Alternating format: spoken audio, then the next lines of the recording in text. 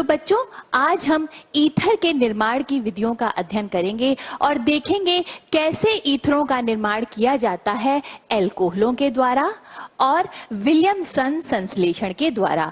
बच्चों, यहाँ मैं आपको बता दूं कि विलियमसन संश्लेषण बहुत ही महत्वपूर्ण नाम अभिक्रिया है। उसके बाद हम ईथर के भौतिक गुणधर्मों का भी अध्ययन करेंगे। बच्चों, वैसे तो हम ईथर क्या होते हैं, उनका हमारे दैनिक जीवन में क्या उपयोग है, आईयूपीएसी पद्धति के द्वारा उनका नामकरण किस प्रकार किया गया है और विभिन्न आधारों पर इन्हें किन किन वर्गों में वर्गीकृत किया गया है, इन सभी बिंदुओं पर इस अध्याय के पहले व्याख्यान में विस्तार पूर्वक चर्चा कर चुके हैं। परंतु आज के इस व्याख्यान से आपका जुड़ाव भलीभांति हो सके, इसलिए हम ईथर के सामान्य परिचय पर एक संक्षिप्त सी चर्चा करेंगे। उसके बाद हम ईथर के निर्माण की विधियों का अध्ययन करेंगे। तो चलिए बच्चों, शुरू करते हैं।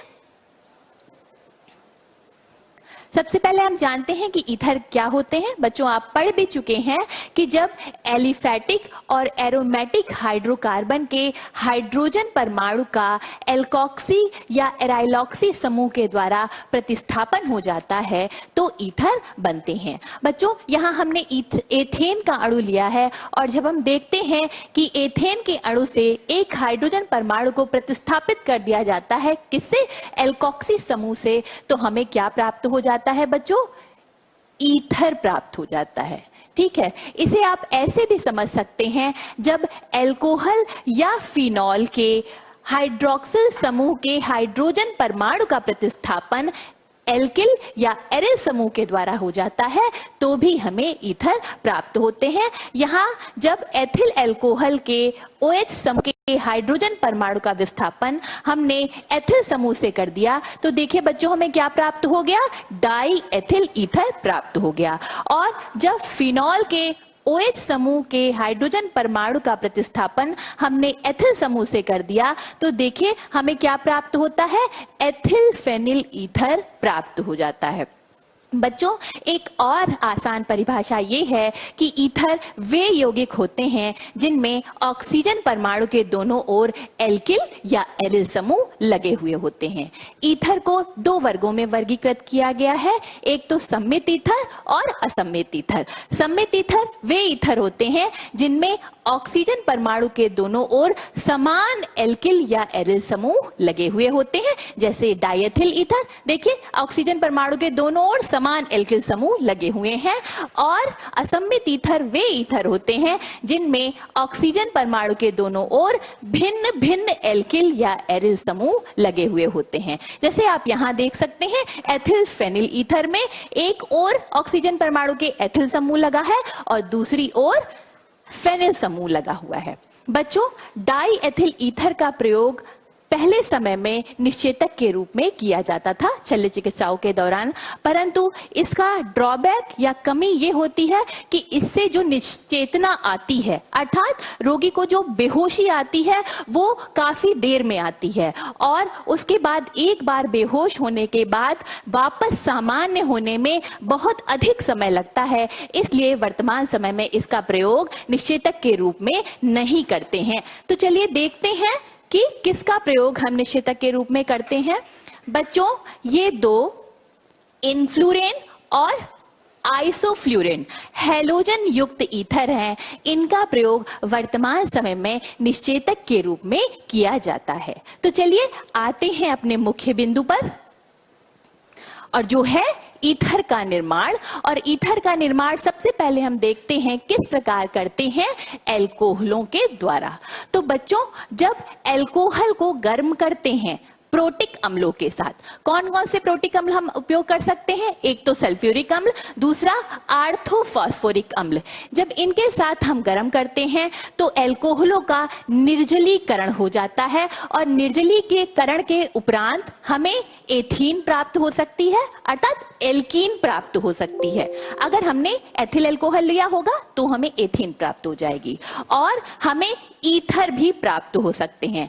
परंतु उत्पाद क्या बनेगा? एल्कीन बनेगी या ईथर बनेगा, यह अभिक्रिया की परिस्थितियों पर निर्भर करता है। ये बहुत इंपॉर्टेंट पॉइंट है बेटा, ठीक है। तो देखिए, जब हम एथिल एल्कोहल को गर्म करते हैं 170 डिग्री सेंटीग्रेड पर सल्फ्यूरिक अम्ल के साथ, तो हमें एथीन प्राप्त होती है।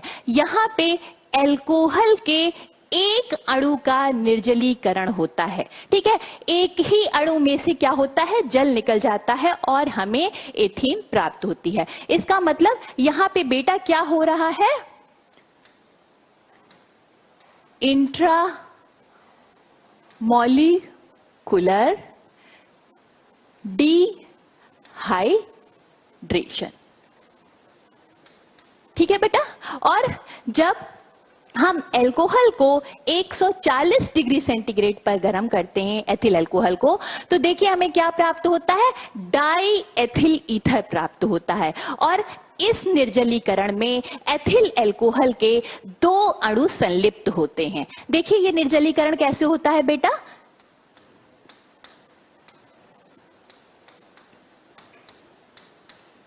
ये देखिए इस तरीके से 2 अणु संलिप्त होते हैं, जल निकल जाता है और ROR हमें ईथर प्राप्त हो जाता है। तो ये जो निर्जलीकरण बेटा होता है वो कैसा निर्जलीकरण होता है, इंटरमॉलिक्यूलर डिहाइड्रेशन होता है। कुलर डिहाइड्रेशन, क्योंकि यहां 2 अणु संलिप्त हैं। तो चलिए बच्चों देखते हैं कि ये डायएथिल ईथर का निर्माण किस प्रकार होता है, इस अभिक्रिया की क्रियाविधि क्या है। तो देखिए सबसे पहले क्या होता है, एथिल एल्कोहल का अम्ल से प्राप्त H+ आयन के द्वारा प्रोटोनेशन होता है, ठीक है। ये ऑक्सीजन इस H+ के साथ बंध बनाती है, इसका एक लोन पेयर बंध बनाने में चला जाता है और ऑक्सीजन के ऊपर धनावेश आ जाता है और एथिल ऑक्सोनियम आयन बनता है और इसको प्रोटोनेटेड एल्कोहल भी कह सकते हैं, ठीक है बच्चों। अब क्योंकि देखिए यहाँ पर ऑक्सीजन के ऊपर धनावेश आ गया है और ऑक्सीजन एक विद्युत ऋणात्मक तत्व है, ये बिल्कुल नहीं चाहता कि इस पर धनावेश आए, तो ये बंध के इलेक्ट्रॉनों को देखिए यहां पर अपनी ओर खींचता है, जिससे इस वाले कार्बन पर आंशिक धनावेश आता है। जैसे ही इस कार्बन पर आंशिक धनावेश आता है, एल्कोहल का दूसरा अणु, क्योंकि उसके ऊपर ऑक्सीजन के ऊपर देखिए 2 लोन पेयर ऑफ इलेक्ट्रॉन है, वो इस कार्बन पर क्या करता है, न्यूक्लियोफिलिक अटैक करता है। और ये न्यूक्लियोफिलिक अटैक कैसा होता है बेटा, SN2 अटैक होता है, न्यूक्लियोफिलिक सब्स्टिट्यूशन बाइमॉलिक्यूलर। बाइमॉलिक्यूलर क्यों, क्योंकि यहाँ पे 2 अणु इन्वॉल्व हैं, ठीक है। तो ये इसके ऊपर अटैक करता है और एक मध्यवर्ती यौगिक बनता है और जल निकल जाता है। ये जल जो है वो निकल जाता है और इस मध्यवर्ती यौगिक में देखिए ऑक्सीजन 3 बंध बना रहा है और इसके ऊपर धनावेश है, तो ये OH बंध टूटता है और इस बंध के इलेक्ट्रॉन ऑक्सीजन स्वयं ले लेता है और हमें डाई एथिल ईथर प्राप्त हो जाता है। बच्चों इस विधि का एक ड्रॉबैक, एक कमी ये है कि इस विधि के द्वारा हमें सिर्फ सममित ईथर ही प्राप्त हो सकते हैं, अर्थात सिमेट्रिकल ईथर ही प्राप्त हो सकते हैं। दूसरी बात ये कि इस विधि के द्वारा सिर्फ वे ईथर प्राप्त होते हैं जिनमें ऑक्सीजन परमाणु के दोनों ओर प्राथमिक एल्किल समूह लगे हुए होते हैं, अर्थात इस विधि से ईथर केवल प्राथमिक एल्कोहल ही देते हैं, द्वितीयक और तृतीयक एल्कोहल इस विधि से ईथर नहीं देते हैं। उसका कारण जानते हैं कि क्यों नहीं देते हैं, तो चलिए देखते हैं। तो बच्चों ये एक द्वितीयक या तृतीयक एल्कोहल है, अगर R' यहाँ पे हाइड्रोजन हम मान ले तो यह द्वितीयक एल्कोहल हो जाएगा और अगर एल्किल समूह है तो यह तृतीयक एल्कोहल होगा, ठीक है। तो बच्चों जब द्वितीयक या तृतीयक एल्कोहलों का प्रोटोनेशन होता है एसिड के H+ आयन से, तो देखिए क्या बनता है बेटा, प्रोटोनेटेड एल्कोहल बन जाता है। और यहां पर भी देखिए ऑक्सीजन पर धनावेश आ गया तो ये CO बंध के इलेक्ट्रॉनों को अपनी तरफ खींचेगा। और बच्चों होता क्या है कि यहां पर जब तक दूसरा एल्कोहल इस इलेक्ट्रोफिलिक कार्बन पर अटैक करने आता है उससे पहले ही यह H2O निकल जाता है और हमारा क्या बन जाता है, कार्बोकैटायन बन जाता है।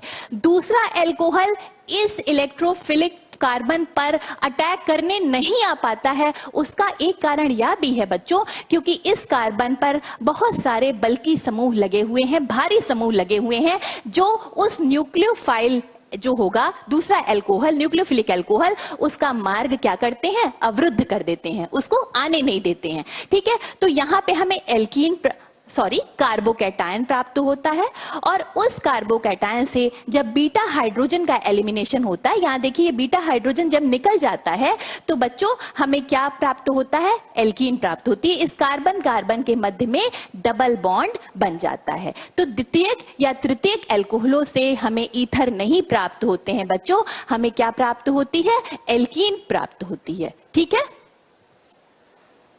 आगे बढ़ते हैं और देखते हैं ईथर का निर्माण की विधियों में बहुत ही महत्वपूर्ण है विलियमसन संश्लेषण। ठीक है, तो विलियमसन संश्लेषण में देखिए बच्चों क्या होता है, जब सोडियम एल्कोक्साइड अभिक्रिया करता है एल्किल हैलाइड से, ठीक है, तो देखिए क्या बनता है, ईथर बनता है और सोडियम हैलाइड बनता है।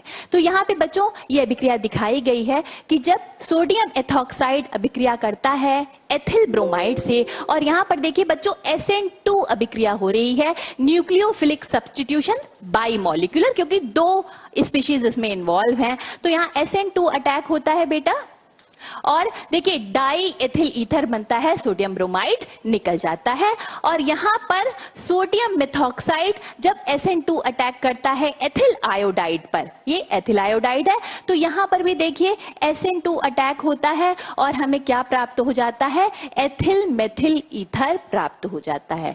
यहां पे बच्चों एक एडवांटेज ये है विलियमसन संश्लेषण का कि इस विधि के द्वारा हमें सम्मित और असम्मित दोनों तरह के ईथर प्राप्त हो सकते हैं। तो चलिए देखते हैं, क्योंकि ये SN2 क्रियाविधि के द्वारा हो रहा है, तो देखते हैं कि SN2 क्रियाविधि किस तरीके से ये अभिक्रिया होती है।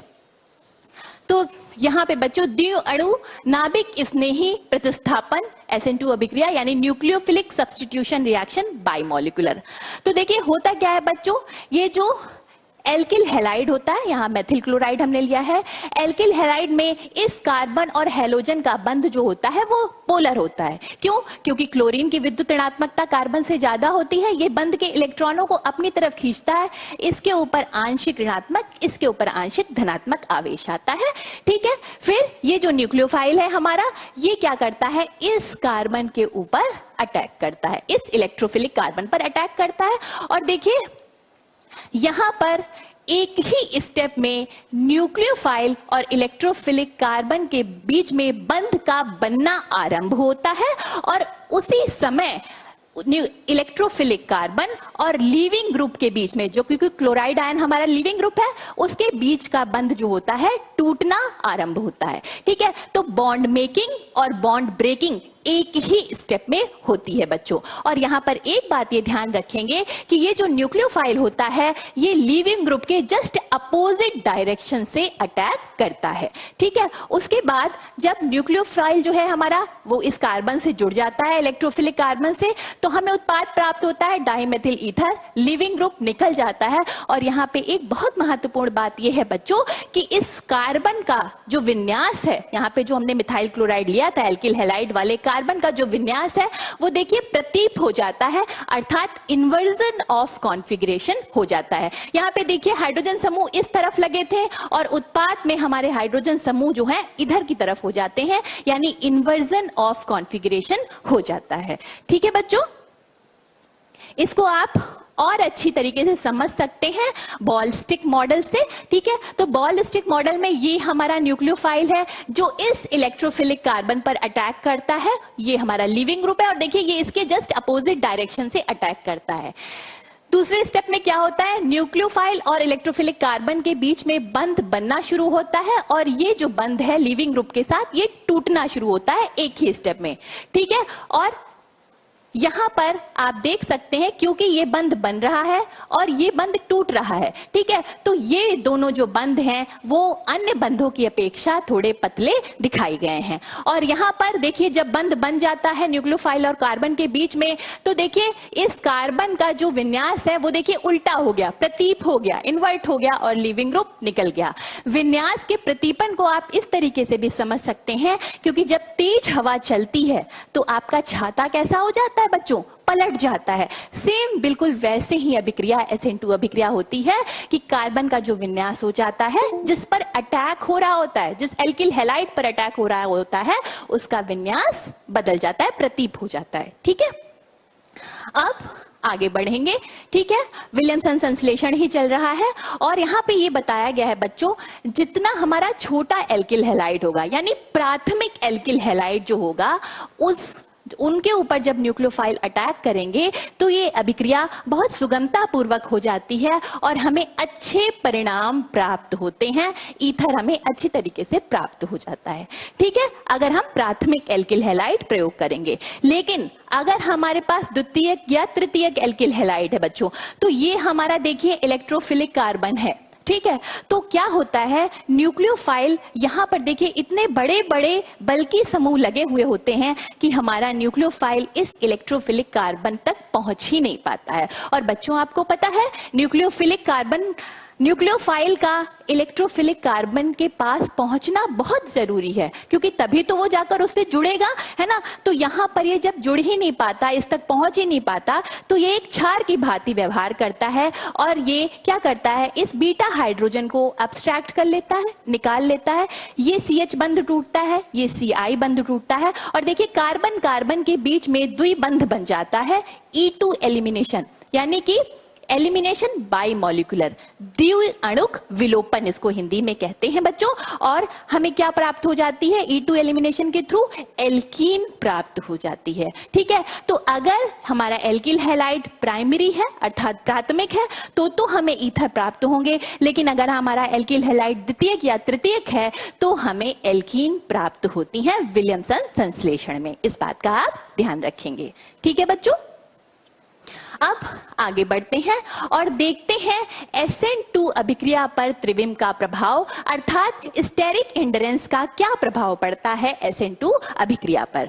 तो बच्चों देखिए, क्योंकि हमें पता है SN2 अभिक्रिया में न्यूक्लियोफाइल जुड़ता है जाकर इलेक्ट्रोफिलिक कार्बन से, ठीक है। तो देखिए मेथिल हैलाइड है अगर, तो मेथिल हैलाइड में देखिए छोटे छोटे कार्बन के परमाणु लगे हुए हैं, हाइड्रोजन के परमाणु लगे हुए हैं, तो न्यूक्लियोफाइल आराम से जाकर इलेक्ट्रोफिलिक कार्बन से जुड़ जाता है। यहाँ पे स्टेरिक हिंड्रेंस सबसे कम है, लेकिन जैसे जैसे इलेक्ट्रोफिलिक कार्बन पर एल्किल समूह बढ़ते जाते हैं, आप देख सकते हैं न्यूक्लियोफाइल का पथ जो है वो अवरुद्ध होता जाता है। और यहाँ पे तृतीयक ब्यूटिल हैलाइड में देखिए बच्चों कि न्यूक्लियोफाइल का पथ इतना अवरुद्ध हो जाता है कि हमारा जो न्यूक्लियोफाइल है वो पहुंच ही नहीं पाता है इलेक्ट्रोफिलिक कार्बन के पास। तो यहाँ आप देखते हैं जो तृतीयक ब्यूटिल हैलाइड है वो SN2 रिएक्शन देते ही नहीं है, क्योंकि यहाँ पे इतनी भीड़ हो जाती है कि न्यूक्लियोफाइल पहुंच ही नहीं पाता है।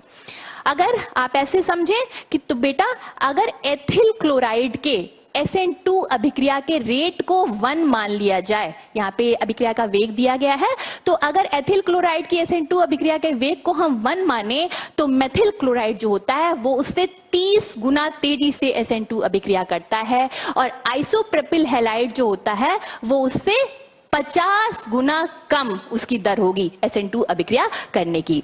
तो यहां से हम अभिक्रियाशीलता का क्रम निर्धारित कर सकते हैं। प्राथमिक हैलाइड जो है वो सबसे तेजी से देते हैं SN2 अभिक्रिया, उसके बाद द्वितीयक और सबसे जो तृतीयक एल्किल हैलाइड हैं वो देते ही नहीं हैं, ठीक है बच्चों। ठीक है, अब देखते हैं विलियमसन संश्लेषण के द्वारा फिनोलिक ईथर का निर्माण। तो बच्चों इस विधि के द्वारा फिनोलों से भी ईथर बनाया जा सकता है। सबसे पहले हम फिनोल की अभिक्रिया कराते हैं NaOH से और हमें क्या प्राप्त होता है बच्चों, सोडियम फिनॉक्साइड। सोडियम फिनॉक्साइड, ठीक, सोडियम फिनॉक्साइड बनता है। जब ये सोडियम फिनॉक्साइड एल्किल हैलाइड से अभिक्रिया करता है और यहाँ पे भी बच्चों SN2 अटैक होता है फिनॉक्साइड आयन का, तो देखिए एल्काइल ग्रुप पर अटैक होगा और ये हैलाइड निकल जाता है उसी सेम स्टेप में, और हमें क्या प्राप्त हो जाता है बच्चों? एल्काइल एराइल ईथर प्राप्त हो जाते हैं। ठीक है बच्चों, यहां पर एक एग्जाम्पल के द्वारा समझाया गया है। जब फिनॉल अभिक्रिया करता है सोडियम हाइड्रोक्साइड से तो सोडियम फिनॉक्साइड बनता है, और यह सोडियम फिनॉक्साइड जब मेथिल आयोडाइड से अभिक्रिया करता है तो देखिए SN2 अटैक होता है और एनिसोल प्राप्त होता है, और इसका IUPAC नाम जो है वो है मिथॉक्सी बेंजीन। ठीक है, कॉमन नेम इसका है एनिसोल, मिथॉक्सी बेंजीन। ठीक है बच्चों, आगे बढ़ते हैं और देखते हैं ईथर के भौतिक गुणधर्म। तो बच्चों, ईथर का जो CO आबंध होता है वो ध्रुवीय होता है, पर उनका जो नेट ध्रुव होता है, मतलब ध्रुवता जो होती है CO आबंध की, वो कम होती है बच्चों। ठीक है, तो इसलिए उनका जो कथनांक होता है वो समान अणुभार वाले हाइड्रोकार्बन के लगभग जो है वो बराबर ही होता है, लेकिन इनका कथनांक समान अणुभार वाले एल्कोहल से देखिए काफी कम हो गया। इसका 307 है, इसका 390। उसका कारण ये है, आप पढ़ चुके हैं बच्चों, क्योंकि एल्कोहल में अंतरा आणविक हाइड्रोजन आबंध पाया जाता है और इसके अणु एक दूसरे से, देखिए ये है अंतरा आणविक हाइड्रोजन बंध, एक दूसरे से क्या होते हैं? जुड़े होते हैं, जबकि ईथर में अंतरा आणविक हाइड्रोजन आबंध नहीं पाया जाता है। ठीक है, आगे बढ़ते हैं और जल में विलेयता की बात करते हैं। तो एल्कोहलों के समान ही ईथर भी बच्चों जल में विलेय होते हैं, क्योंकि वे जल के अणुओं के साथ हाइड्रोजन बंध बनाने में सक्षम होते हैं। तो अगर हम एथॉक्सी एथेन और ब्यूटेन 1 ऑल की जल में विलेयता की बात करें तो दोनों ही 100 ml जल में ईथर 7.5 ग्राम विलेय है और ब्यूटेन 1 ऑल जो है वो 9 ग्राम विलेय है। तो लगभग समान ही विलेय होते हैं, जबकि पेंटेन जो होता है, इनके समान अणुभार वाला पेंटेन वो जल में घुलनशील नहीं है बच्चों।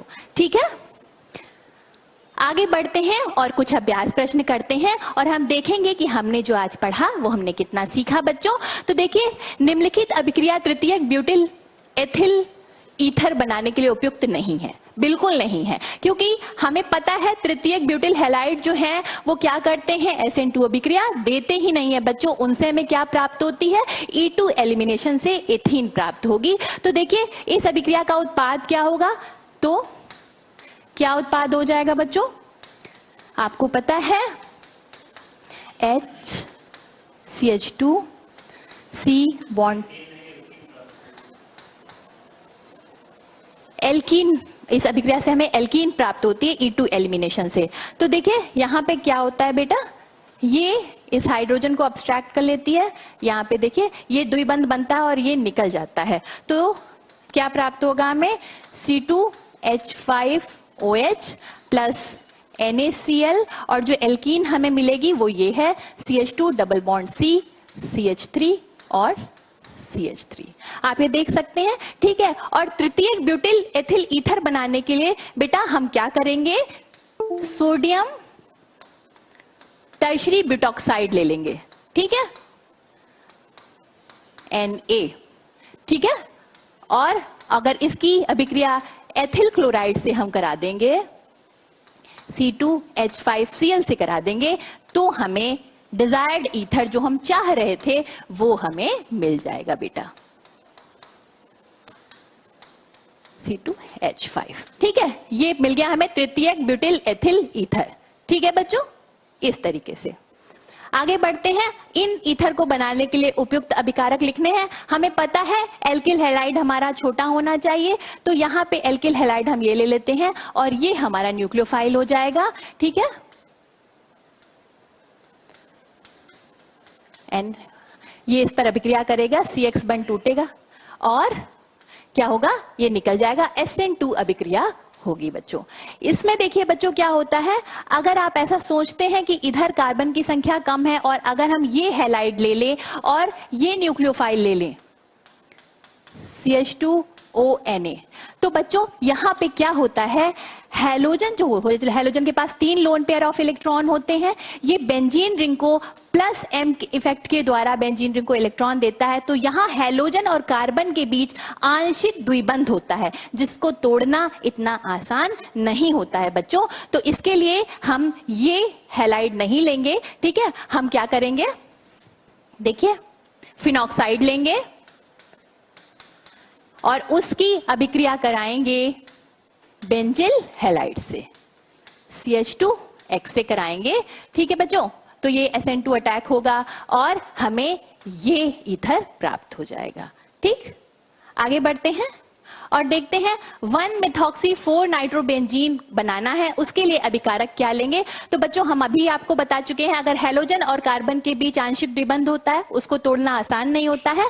तो हम यहाँ पर ये वाला न्यूक्लियोफाइल लेंगे और ये छोटा एल्किल हैलाइड लेंगे, प्राथमिक एल्किल हैलाइड, जिससे आराम से अभिक्रिया हमारी SN2 अटैक के द्वारा हो जाती है और हमें 4-methoxy-4 नाइट्रोबेंजीन प्राप्त हो जाएगा।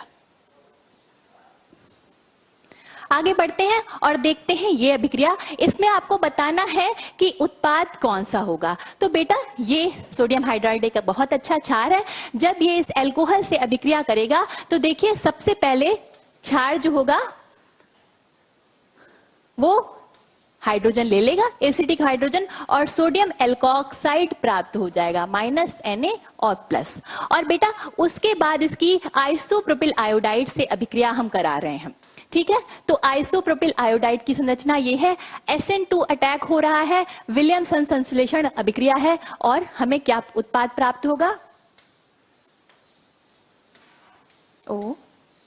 इस तरीके से उत्पाद प्राप्त हो जाएगा, ठीक है। तो बच्चों यहां पर देखिए ये उत्पाद तो बनना ही नहीं है, ठीक। अब यहां पर ये उत्पाद बन सकता है, ये बन सकता है और ये बन सकता है। अब यहां पे बच्चों आपको देखिए ये इस तरह की बॉन्डिंग 3 जगह बदली गई है। तो यहां पे मैं बता दूं बच्चों, ये न्यूक्लियोफाइल है बेटा। न्यूक्लियोफाइल का विन्यास प्रतीप नहीं होता है, विन्यास का जो इन्वर्जन होता है वो एल्किल हैलाइड का होता है। तो न्यूक्लियोफाइल का जो विन्यास है वो वैसा ही रहेगा जैसा था, है ना। तो ये जो विन्यास है ये वैसा ही रहेगा, इन्वर्जन एल्किल हैलाइड में होता है। तो ये जो ऑप्शन दिए गए हैं ये आपको कंफ्यूज करने के लिए दिए गए हैं, आप कंफ्यूज नहीं होंगे और जो करेक्ट हमारा ईथर बनेगा वो कौन सा बनेगा, ये वाला बनेगा, ठीक है। तो यहां पर आप इसका ध्यान रखेंगे बच्चों। यहां पे आपका गृह कार्य है, द्वितीयक और तृतीयक अल्कोहलों के अम्लीय निर्जलन से ईथर को बनाने की विधि उपयुक्त नहीं है। क्यों, आप इसको लिखेंगे।